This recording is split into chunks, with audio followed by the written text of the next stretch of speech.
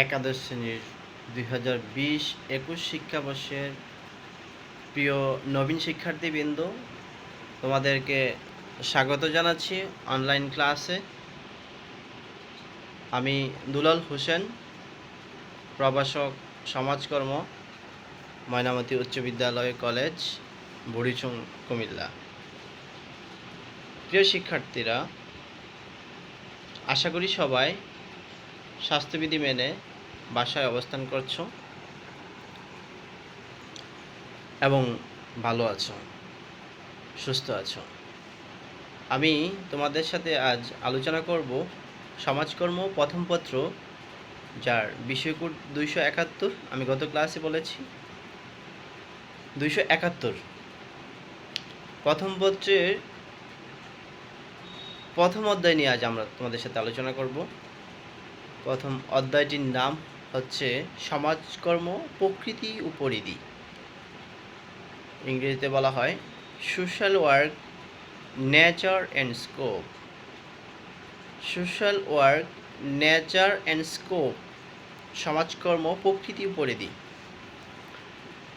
প্রিয় শিক্ষার্থীরা, আমরা যদি সমাজকর্ম প্রকৃতি এবং পরিধি বিষয়টা, চ্যাপ্টারটাকে একটু অ্যানালাইসিস করি, তাহলে কি পাই? নেচার মানে প্রকৃতি, যাকে বলা হয় স্বভাব। তাহলে সমাজকর্মের প্রকৃতি কি, স্বভাব কি?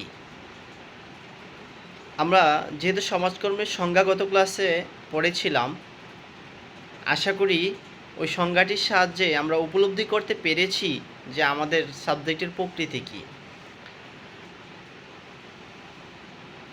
একটা মানুষের স্বভাব বা প্রকৃতির মধ্যে কি কি বিষয় ফুটিয়ে তোলা যায়, যেমন তার বৈশিষ্ট্যগুলা, তদ্রূপ তার লক্ষ্য উদ্দেশ্য, তার বৈশিষ্ট্য, এই বিষয়গুলো দিয়ে একটা মানুষের নেচার, স্বভাব সম্পর্কে অবগত হওয়া যায়। তো আমাদের এই বিষয়টির সম্পর্কে যদি আমরা অবগত হতে চাই, তাহলে আমাদের সমাজকর্মের প্রকৃতি এবং জানতে হলে সমাজকর্মের লক্ষ্য উদ্দেশ্য জানতে হবে এবং বৈশিষ্ট্য জানতে হবে। আর পরিধি হচ্ছে স্কোপ, তার মানে পরিসীমা, একটা নির্দিষ্ট গণ্ডি, একটা নির্দিষ্ট এরিয়া। প্রিয় শিক্ষার্থীবৃন্দ, সমাজকর্মের পরিধি যদি বলতে যাই, তাহলে সেটা বিশাল। সমাজকর্মের জন্ম ইংল্যান্ডে এবং সেই সমাজকর্ম বড় হয়েছে আমেরিকায়। কেন বললাম সমাজকর্মের জন্ম ইংল্যান্ডে এবং সমাজকর্ম বড় হয়েছে আমেরিকায়? আসলে সমাজকর্মের যে কার্যক্রম, সমাজকর্ম পেশার যে গুরুত্ব, সেটা ইংল্যান্ডের শিল্প বিপ্লবের প্রসারণের ফলেই দেখা দিয়েছে। ইংল্যান্ডের শিল্প বিপ্লবের প্রসারণের ফলে যখন পারিবারিক বিশৃঙ্খলা, এটা সামাজিক বিশৃঙ্খলায় রূপ লাভ করেছে এবং সর্বোপরি সেটা যখন একটি জাতীয় বিশৃঙ্খলায় রূপ লাভ করেছে, তখনই তারা চিন্তা ভাবনা করেছে এই ধরনের কর্মকাণ্ডের। আর সেটা দেখে আমেরিকা তাকে নিয়ে আরও বিশাল সুদূর প্রসারী চিন্তা চেতনায় আজ সমাজকর্ম একটি পেশায় রূপ লাভ করেছে। প্রিয় শিক্ষার্থীবৃন্দ, আমরা আজ আলোচনা করব তোমাদের সাথে সমাজকর্ম প্রকৃতি ও পরিধির একটি ছোট্ট অনুচ্ছেদ। আমরা গত ক্লাসে সমাজকর্ম কী জেনেছি, আর 1.2 পরিচ্ছেদে আমরা আজ জানব সমাজকর্মের লক্ষ্য এবং উদ্দেশ্য। সমাজকর্মের লক্ষ্য এবং উদ্দেশ্য জানবো আমরা আজ। প্রিয় শিক্ষার্থীবৃন্দ, সমাজকর্মের লক্ষ্য এবং উদ্দেশ্য জানবো আজ। সমাজকর্মের লক্ষ্য। প্রিয় শিক্ষার্থীরা, লক্ষ্য, তোমরা আজ উচ্চ মাধ্যমিক শ্রেণীর শিক্ষার্থী, একদিনে হয়েছ? কখনোই না। তোমাকে উচ্চ মাধ্যমিক শ্রেণীতে আসার জন্য আরও অনেকগুলো ক্লাস পাড়ি দিয়ে আসতে হয়েছে এবং তোমার যে ভবিষ্যৎ চিন্তা চেতনা, তুমি ভবিষ্যতে কি করবে, তুমি কি হতে চাও, সেটা তোমার লক্ষ্য। সমাজকর্মের লক্ষ্য কি? আমাদের এই বিষয়টির কতিপয় লক্ষ্য আমি আমাদের বিভিন্ন বই থেকে সংগ্রহ করেছি। লক্ষ্যগুলোর অন্যতম লক্ষ্য হচ্ছে মানুষের সমস্যা সমাধান। সমাজকর্মের একটি অন্যতম লক্ষ্য মানুষের সমস্যা সমাধান করা। কিভাবে? কি সমস্যা? শারীরিক, মানসিক, অর্থনৈতিক, সামাজিক, আর্থসামাজিক, সাংস্কৃতিক, পারিবারিক অনেক সমস্যা। সকল সমস্যাকে সমাধান করা সমাজকর্মের অন্যতম একটি লক্ষ্য। মানুষকে পরিবেশের সাথে খাপ খাওয়ানো। প্রিয় শিক্ষার্থীবৃন্দ, পরিবেশের সাথে খাপ খাওয়ানো কিন্তু একটি কঠিন বিষয়, সকলেই কিন্তু পারে না। তোমরা আজ ময়নামতি উচ্চ বিদ্যালয় কলেজের শিক্ষার্থী, তোমরা কিন্তু এক একজন এক এক বিদ্যালয় থেকে এসএসসি পাশ করেছো, সেখান থেকে উচ্চ মাধ্যমিক শ্রেণীতে ভর্তি হয়েছ। এখন তোমাদের যে বন্ধুবান্ধব বন্ধুমহল ছিল গত 10 বছর বা 5 বছর, 6 to 10, আজকে কিন্তু অনেকেই তোমাদের সাথে নেই। তোমরা কি করেছো? তোমরা নতুন একটি পরিবেশে চলে আসছো। এই পরিবেশের সাথে খাপ খেয়ে চলা তোমার বা তোমাদের জন্য অনেক গুরুত্বপূর্ণ। প্রিয় শিক্ষার্থীবৃন্দ, পরিবেশের সাথে খাপ খাওয়ানো সমাজকর্মের একটি লক্ষ্য। মানুষকে পরিবেশের সাথে খাপ খাইয়ে চলতে সহায়তা করে এবং মানুষের উন্নয়ন ক্ষমতা বাড়ানো। মানুষের উন্নয়ন ক্ষমতা বাড়ানো। তাহলে মানুষের কি উন্নয়ন করার ক্ষমতা আছে? অবশ্যই। মানুষ ডে বাই ডে এনগেজ হচ্ছে। এই যে চিন্তা করো, আজ আমরা মোবাইল ফোনে এইভাবে কথা বলে ক্লাস নিতে পারবো, কখনো কল্পনা করেছি? কখনো কল্পনাই করি নাই। কিন্তু একটা সময় এটা অনেক কি ছিল, অনেক একটি বিশাল চিন্তা চেতনা ছিল, সেটা আজ বাস্তবে রূপ লাভ হয়েছে। প্রিয় শিক্ষার্থীবৃন্দ, তাহলে সমাজকর্মের অন্যতম একটি লক্ষ্য 3টি পয়েন্ট নিয়ে আমি চিহ্নিত করেছি: মানুষের সমস্যা সমাধান, পরিবেশের সাথে খাপ খাওয়ানো এবং মানুষের উন্নয়ন ক্ষমতা বাড়ানো। প্রিয় শিক্ষার্থীবৃন্দ, দ্বিতীয় লক্ষ্য সম্পদ, সেবা, সুযোগ। সম্পদ, সেবা, সুযোগ, তিনটা জিনিস একে অপরের সাথে পরিপূরক। সম্পদ তোমার আছে, আমার আছে, আমাদের আছে, সবার আছে। সেটা কি সবসময় সেবা দেয়? কখন সেবা দেয়? এবং সবসময় সেবা আমাদের দরকারও নেই। আছে? শীতকালে আমাদের কম্বলের দরকার, গরমকালে কম্বলের দরকার আছে? আসলে নেই। আছে? নেই। তাহলে সম্পদ, সেবা, সুযোগ।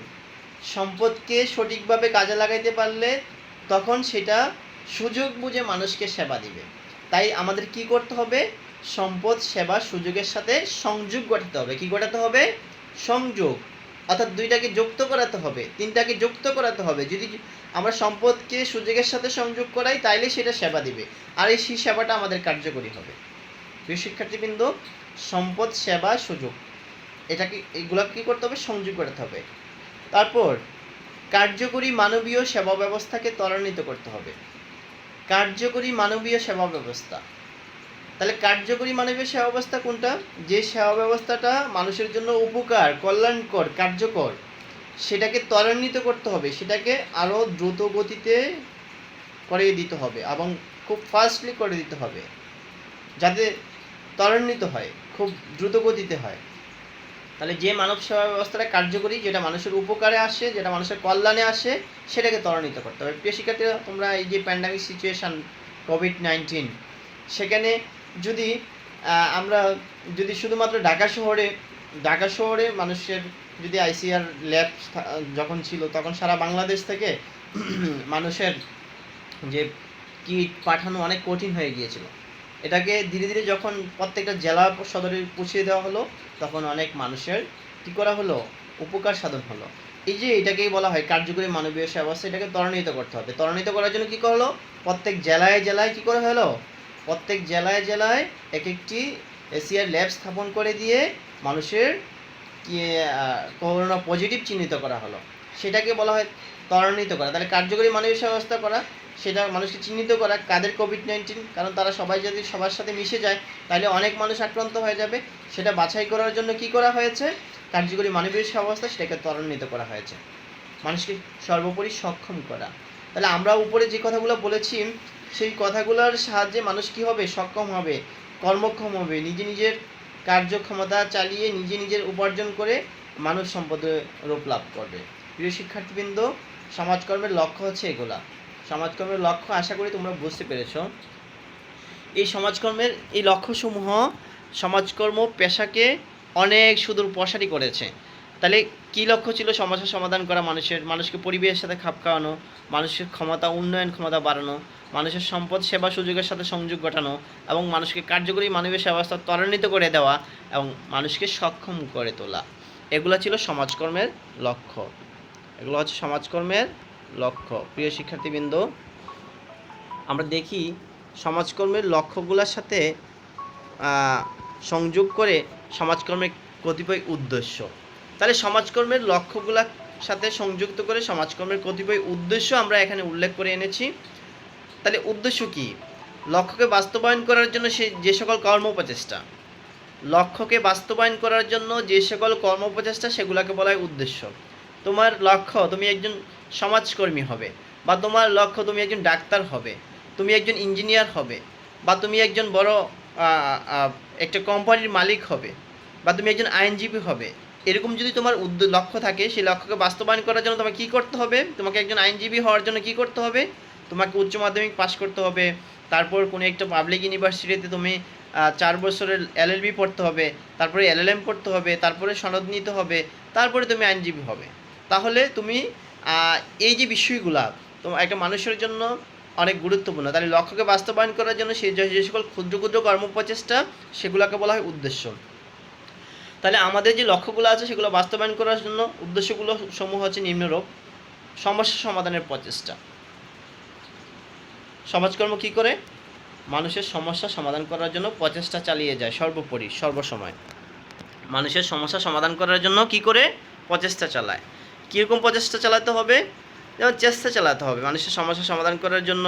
মানুষকে কীভাবে কর্মমুখী করা যায়, মানুষের কর্মসংস্থান কীভাবে বৃদ্ধি করা যায়, মানুষ কীভাবে কাজ করলে তার আত্মকর্মসংস্থান হবে, কীভাবে কাজ করলে তার মৌলমানবিক চাহিদা পূরণ হবে, কীভাবে কাজ করলে তার বিভিন্ন সমস্যা থেকে সে বাঁচতে পারবে। এই জন্য সমস্যা সমাধানের প্রচেষ্টা চালিয়ে যাওয়া সমাজকর্মের একটি উদ্দেশ্য। সম্পদের সদ্ব্যবহার, আমরা আগেই পড়েছিলাম, সম্পদের সদ্ব্যবহার করতে হবে। সম্পদকে যদি সঠিকভাবে কাজে লাগানো না যায় তাহলে সেই সম্পদ আমাদের কখনোই কোনো কাজে আসবে না। তাহলে প্রত্যেকেই তার একটা নিজস্ব সম্পদ আছে। কিভাবে? যেমন একটা মানুষ সম্পদের রূপলাভ হয়। একটা মানুষ, মনে করো যে একটা মানুষ সে পড়াশোনা জানে না, কিন্তু এই পড়াগুলোকে সে চোখে দেখবে? আসলে পড়তে পারবে? পড়তে পারবে না। কেন? সে চোখ থাকেও সে অন্ধ। তাহলে এই যে চোখটাকে কার্যকরী লাগানোর জন্য তোমাকে কী করতে হবে? পড়াশোনা শিখতে হবে। একটা কম্পিউটার দেখলে কি যে কেউ চালাতে পারবে? না। একজন মানুষ কম্পিউটার চালাতে পারে, আরেকজন মানুষ কম্পিউটার চালাতে পারে না। তাহলে কম্পিউটার যে চালাতে পারে না সে কিন্তু পরনির্ভরশীল, আর যদি একটা মানুষ যদি কম্পিউটার চালাতে পারে সে স্বনির্ভরশীল। তাহলে একটা মানুষের প্রতিভাই একটা সম্পদ, তার সম্পদকে কাজে লাগাতে হবে। এছাড়াও তার চতুর্দিকে তার ব্যক্তিগত অনেক সম্পদ থাকতে পারে, এছাড়া জাতীয় সম্পদ থাকতে পারে, তারপরে আন্তর্জাতিক সম্পদ থাকতে পারে, সেগুলোকেও কাজে লাগাতে হবে। তাহলে সম্পদকে কাজে লাগিয়ে কাজ করা, সম্পদের সদ্ব্যবহার করা সমাজকর্মের একটি উদ্দেশ্য। পরিকল্পিত সামাজিক পরিবর্তন। প্রিয় শিক্ষার্থীবৃন্দ, একটা গুরুত্বপূর্ণ কথা, আমাদের সমাজকে পরিবর্তন করতে হবে। সারা বিশ্বের মধ্যে একটা জিনিস ছিল, আছে এবং থাকবে, সেটা হচ্ছে কি? পরিবর্তন। এই পরিবর্তনটা আমাদের কি করতে হবে? পরিকল্পিত করতে হবে। পরিকল্পিত না হলে আমাদের পরিবর্তন কখনোই কার্যকরী হবে না। তাহলে পরিবর্তনকে কার্যকরী করার জন্য অবশ্যই পরিকল্পিত পরিবর্তন হতে হবে। অর্থাৎ পূর্ব চিন্তা চেতনা করে কিভাবে কাজ করলে সেই কাজটা কার্যকরী হবে, সে সমাজের জন্য গুণবাচক হবে, ইতিবাচক হবে, সেই ব্যবস্থাগুলোর মাধ্যমে কাজ করাকে বলা হয় পরিকল্পিত সামাজিক পরিবর্তন। তারপরে সমাজকর্মের সেই লক্ষ্যকে বাস্তবায়ন করার জন্য উদ্দেশ্য একটি হচ্ছে জনসেবা। জনগণের সেবা করতে হবে। যেমন এই যে প্যান্ডামিক সিচুয়েশান, এই সিচুয়েশানে যদি মানুষ যদি মানুষের সেবা না করতো, সেবা এগিয়ে নিয়ে আসতো, দেখছো অনেক মানুষ কী করেছে? তার নিজের সম্পদ, নিজের অর্থ অনেকে বিলিয়ে দিয়েছে। সেটাই জনসেবা। যেমন একটি ফকির, সে অনেক ভিক্ষা করে কিছু টাকা জমিয়েছিল, সেই টাকাও প্রধানমন্ত্রীর ফান্ডে দিয়েছে, এবং প্রধানমন্ত্রী পরবর্তীক্ষণে তাকে কী করেছিল? একটি ঘর দিয়েছিল। তাহলে এবার জনসেবামূলক কাজ করা, মানুষকে হাত ধোয়ার শেখানো, মানুষকে মাস্ক পরা শেখানো, এই যে বর্তমান প্যান্ডামিক সিচুয়েশানে এগুলো কিন্তু জনসেবামূলক কাজ। এই জনসেবামূলক কাজ করলে কি হবে?